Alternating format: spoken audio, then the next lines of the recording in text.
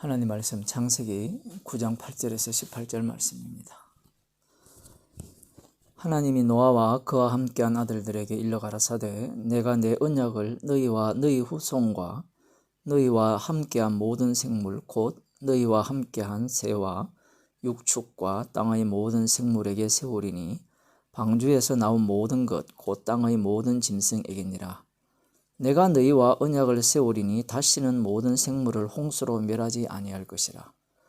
땅을 침몰할 홍수가 다시 있지 아니하리라. 하나님이 가라사대 내가 나와 너희와 및 너희와 함께하는 모든 생물 사이에 영세까지 세우는 언약의 증거는 이것이라. 내가 내 무지개를 구름 속에 두었나니 이것이 나의 세상과의 언약의 증거니라. 내가 구름으로 땅을 덮을 때에 무지개가 구름 속에 나타나면 내가 나와 너희와 및 혈기 있는 모든 생물 사이의 내 언약을 기억하리니 다시는 물이 모든 혈기 있는 자를 멸하는 홍수가 되지 아니할지라. 무지개가 구름 사이에 있으리니 내가 보고 나 하나님과 땅의 무릇 혈기 있는 모든 생물 사이에 된 영원한 언약을 기억하리라. 하나님이 노아에게 또 이르시되 내가 나와 땅에 있는 모든 생물 사이에 세운 언약의 증거가 이것이라 하셨더라. 방주에서 나온 노아의 아들들은 셈과 함과 야벳이며 함은 가나안의 아비라. 노아의 이 세 아들로 쫓아 백성이 온 땅에 퍼지니라. 아멘. 말씀이 좀 길지만 다 읽었습니다. 홍수 심판 후에 여호와 하나님께서 땅을 물로서 다시는 심판하지 않겠다라고 하시면서 하나님의 무지개를 구름 속에 나타나게 하십니다. 무지개의 소유권이 하나님께 있는 거예요. 어떤 사람들은 무지개가 그전에도 있었다라고 주장을 하는데 과학적으로 따지면 그전에도 있었던 거겠죠. 그러나 이 무지개는 하나님께서 자신의 무지개로 이 언약의 증거물로 이렇게 구름 사이에 세우셨다라는 사실을 말씀을 통해 볼 수 있습니다. 그래서 무지개를 보고 이 영원한 언약을 기억할 것이다 라고 말씀하셨어요. 무슨 언약인가 하면 지금 오늘 본문에서 가장 많이 등장하는 게 히브리어로 뺀이에요. 뺀이라는 게 무슨 뜻인가 하면 사이입니다. 이 전체가 이렇게 복잡하게 본문이 길게 나열되어 있지만 여호와 하나님과 땅 사이예요. 땅 사이에 맺으신 영원한 언약은 이 땅 위에 있는 것들을 하나님께서 물로서 홍수로서 영원히 멸망시키지 않겠다라는 그 말씀을 지금 하고 계신 거예요.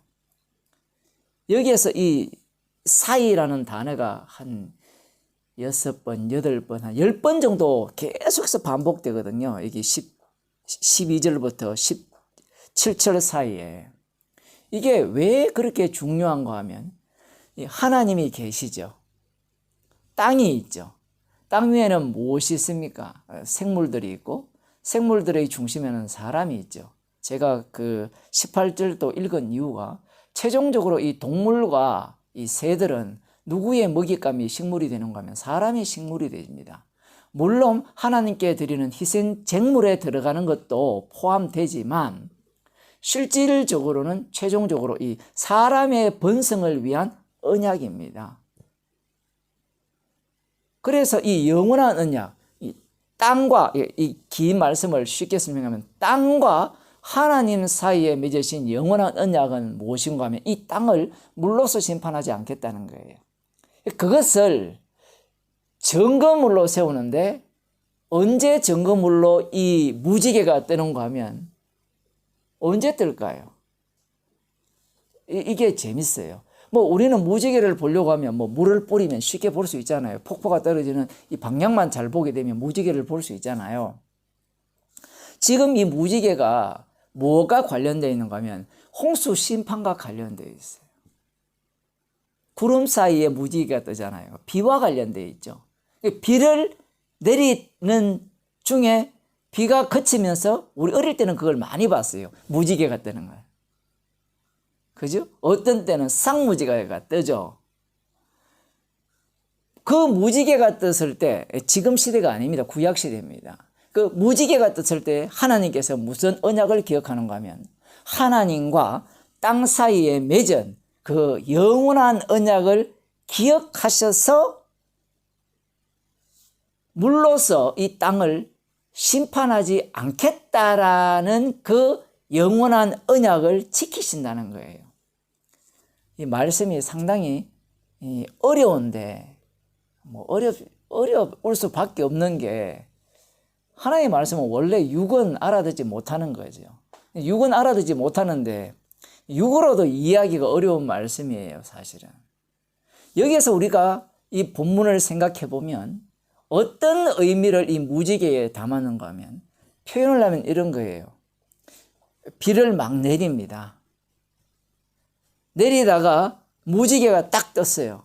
그럼 무지개가 떴다는 말은 사람들 입장에서는 이 무지개가 어떤 의미를 담고 있어요?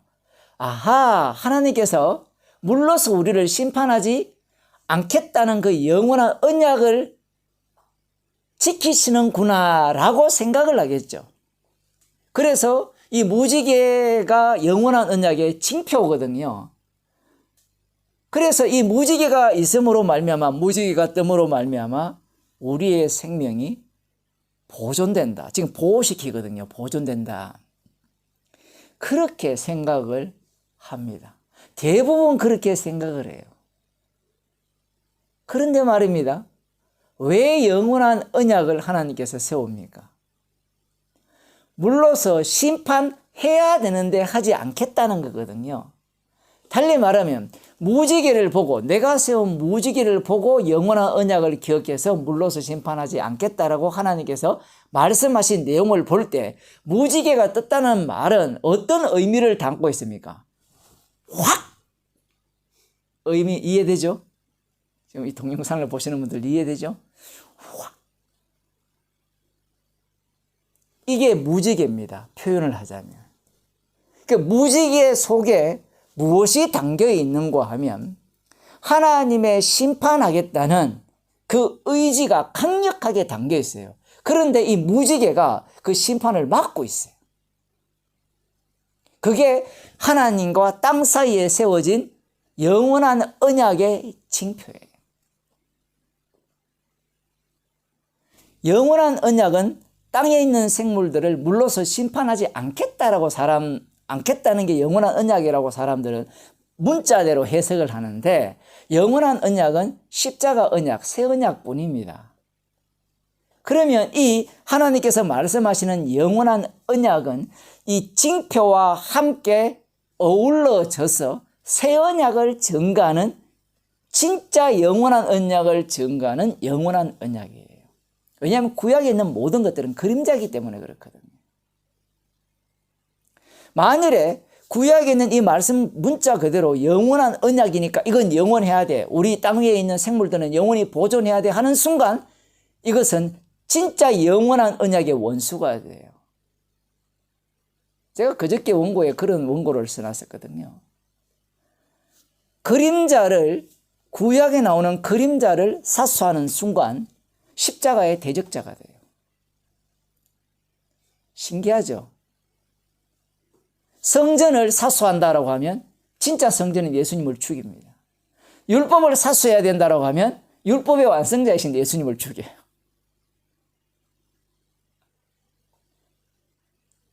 하나님의 일하시는 방식이 그러하고, 인간들은 하나님이 뭔가 정답을 내려주면 그 정답이 자기를 구원할 것이라고 생각하여서 그것을 애지중지하고 그것을 붙들려고 하죠. 그 붙드는 그 마음이 결국은 하나님을 십자가에 못 박아 죽여버립니다. 무지개라는 의미는 이런 의미를 담고 있는 거예요. 방금 제가 이렇게 표현을 했죠. 그러면 여기에는 무엇이 담겨 있는가 하면 심판도 담겨 있지만 이 심판을 없애주는 내용, 심판을 무마한다라고 표현할까요? 그것이 무지개가 갖고 있는 의미입니다. 그래서 에스겔 1장 28절에 보면 그 사면 광채의 모양은 비 오는 날 구름에 있는 무지개 같으니 이는 여호와의 영광의 형상의 모양이라. 이렇게 나옵니다. 광채의 모양은 비 오는 날 구름에 있는 무지개 같으니 이는 여호와의 영광의 형상의 모양이라. 여호와의 영광의 형상의 모양이라. 예수님께서 세상지를 지고 온 하나님의 어린 양이 되시죠. 그것이 하나님께 영광이 돼요. 하나님의 형상이 돼요. 그래서 에스겔 선지자가 이 말씀을 듣고 파수꾼으로 보냄을 받아서 자기가 친히 그들의 심판을 선포도 하고 자기가 친히 그 심판을 당하기도 해요. 그걸 에스겔에서는 인자라고 이야기합니다. 그래서 하나님께서 에스겔을 인자라고 부르거든요. 그 무지개에는 이런 의미가 담겨 있어요. 심판과 대신 심판 당함이 담겨 있는 거예요. 그런데 인간들은 무지개 보면서 아, 우리 살았네, 그것만 생각하는 거예요. 하나님이 영원한 언약을 지키네, 그 속에 하나님의 자기 희생을 인간들은 보지 못하는 겁니다. 계시록 4장 3절에도 이런 말씀이 나옵니다. 앉으신 이의 모양이 벽옥과 홍보석 같고 또 무지개가 있어 보좌에 둘렀는데 그 모양이 녹보석 같으라. 8절에 보면 이 앉으신 분이 누구신가 하면 장차 오실 분이에요. 죽임당한 어린 양이에요. 그분 주위에 무지개가 있어 보좌에 둘러 있는 거예요. 그 보좌 위에 무지개가 둘러 있는 거예요. 보통 사람들은 이 무지개를 두고 뭐라고 표현하는가 하면 무지개가 하나님의 심판을 막아주니까 평화를 상징한다, 이렇게 해석을 해요. 들어보면 되게 듣기 좋은 말이죠, 사람에게. 그러나 그렇지 않습니다. 죽임당한 어린 양을 그 속에 담아둔 거예요. 계시록 10장 1절에 보면 내가 또 보니 힘센 다른 천사가 구름을 입고 하늘에서 내려오는데 그 머리 위에 무지개가 있고 그 얼굴은 해 같고 그 발은 불기둥 같으며, 또 여기에 천사가 나타나는데 이 천사의 모습은 진짜 뭐라고 표현할까요? 어벤져스에 나오는 진짜 거대한 뭐 양자 역학에 의해서 거대한 걸로 바뀌는 뭐예요? 앤트맨에 나옵니까? 뭐 그런 어떤 모습을 띠게 되는데 그 무지개가 있고 그 머리 위에 무지개가 있어요. 그런데 7절을 보게 되면 7대 천사가 소리내는 날 그 나팔을 불 때에 하나님의 비밀이 그 종 선지자들에게 전하신 복음과 같이 이루리라. 복음과 같이 이루는 게 뭐예요? 예수 그리스도의 주되심이 이제 만천하에 드러나는 겁니다. 심판할 자는 심판하고 그 심판 속에서 용서함을 받은 자는 구원을 얻는 그러한 일들이 일어난다는 겁니다. 표현을 하면 이미 일어났죠. 십자가에서. 그것을 지금 이 무지개와 관련시키고 있는 겁니다. 그러니 이 무지개는 우리를 위한 무지개가 아니에요. 오늘날 십자가를 사람들이 이해를 할 때, 십자가를 생각할 때 나를 위한 십자가라고 생각하거든요. 어떤 분이 제 유튜브에 댓글을 달았는데 죄인을 구원하기 위해서 오신 주님, 이렇게 댓글을 달았어요. 정확한 제가 이렇게 기억했는지 모르겠지만 말은 맞아요. 죄인을 구원하기 위해서 오신 주님은 맞아요. 그런데 인간들은 제가 뭘 붙든다고 했죠? 말씀을 주시면 그 말씀을 붙들어서 어디에 써먹으려고 합니까? 자기 구원용으로 써먹으려고 하죠. 무지개에 대한 해석을 자기의 평안과 생명의 보존을 위한 방식으로 해석을 하듯이 십자가 자체도 내가 죄인이니까 죄인을 구원하기 위해서 오신 그 예수님, 그러니까 내 죄인인 나를 구원해서 천국에 넣어주는 예수님, 물론 그분은 그렇게 해석한 건 아니겠죠. 그 다음 단계로 넘어가야 되겠죠. 거꾸로 이해가 되는 겁니다. 달리 말하면 죄인을 구원하신 예수님인데 사실은 그 주님을 전가하기 위해서 죄인을 만든 거예요. 그래야만 그 주님의 십자가의 피공로를 전가하는 죄인이 되고 세리가 되고 창기가 되는 거예요. 그렇지 않으면 어떤 태도로 바뀌는가 하면 죄인을 구원하러 오신 주님이니까 나는 죄인이었다가 의인이 되었으니까 더 이상 십자가는 필요 없다가 되는 거예요.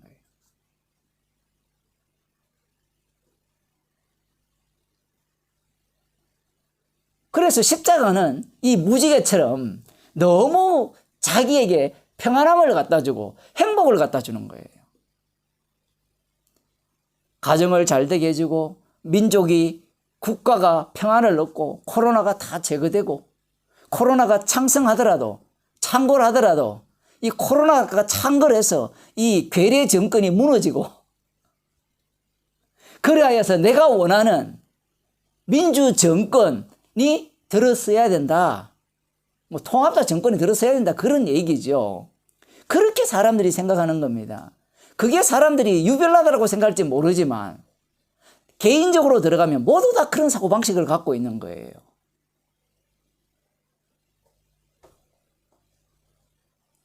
죄인을 구원하기 위해서 오셨다라고 하니까 사람들은 그 죄인을 구원하신 그 주님을 어떤 식으로 이해하느냐라고 할 때는 이 죄 문제를 해결했으니까 그 다음 내가 원하는 소망을 다 들어줘야 된다는 거예요.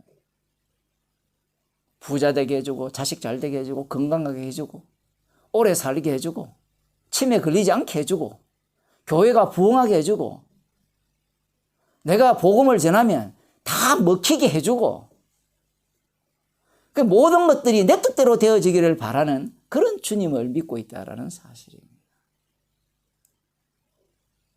그런 세계로 주님이 만들기 위해서 그 다음 18절에 이렇게 나오죠. 노아 이 세 아들로 쫓아 백성이 온 땅에 퍼지니라. 그 백성을 온 땅에 퍼지는 겁니다. 그들을 퍼뜨리는 거예요. 그들이 온 땅에 퍼지는데 언제까지 퍼지는가? 라고 할 때 진짜 그 그림자였던 그 언약의 실체 새 언약이 올 때 이 퍼진 그들이 아들을 십자가에 못 박아 죽여버립니다. 기도하겠습니다. 하나님 아버지, 아들의 죽으심을 담아서 그 죽으심을 정극히 하기 위해서 하나님께서 하나님과 땅 사이에 영원한 언약을 세우셨음을 말씀을 통하여 보았습니다. 나를 위한, 우리를 위한 언약이 아니라 이 땅에 오셔서 아버지와 이 땅 사이에